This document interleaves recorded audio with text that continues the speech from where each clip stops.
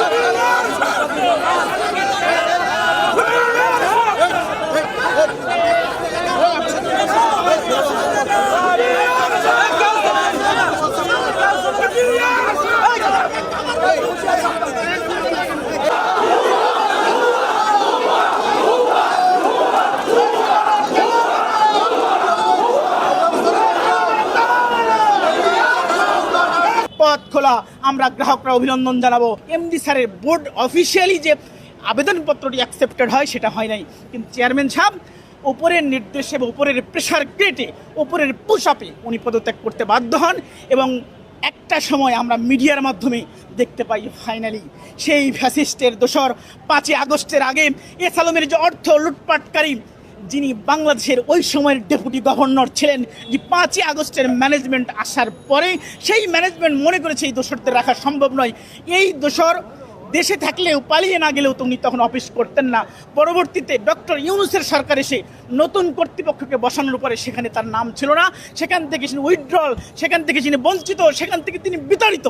এরকম একজন বিতাড়িত দোসর, অর্থ লোপাটকারীর সহায়তাকারী, এস আলমের সহায়তাকারী 5ই আগস্টের পূর্বের শেখ হাসিনার লোক কিভাবে আজকে ইসলামী ব্যাংকের চেয়ারম্যান নিয়োগ দেওয়া হয়।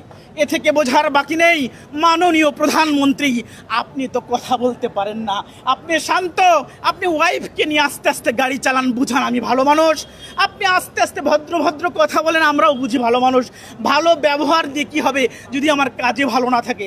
মাননীয় প্রধানমন্ত্রী আপনার প্রতি শ্রদ্ধা আছে, শ্রদ্ধা রেখেই বলতে চাই, মাননীয় প্রধানমন্ত্রী আপনি শহীদ জিয়ার ছেলে, আপনি আপসীর নেত্রী বেগম খালেদা জিয়ার ছেলে, যে নেত্রী কখনো অন্যায়ের সাথে আপোষ করে নাই, যে শহীদ যে কখনো অন্যায়ের সাথে আপোষ করে নাই।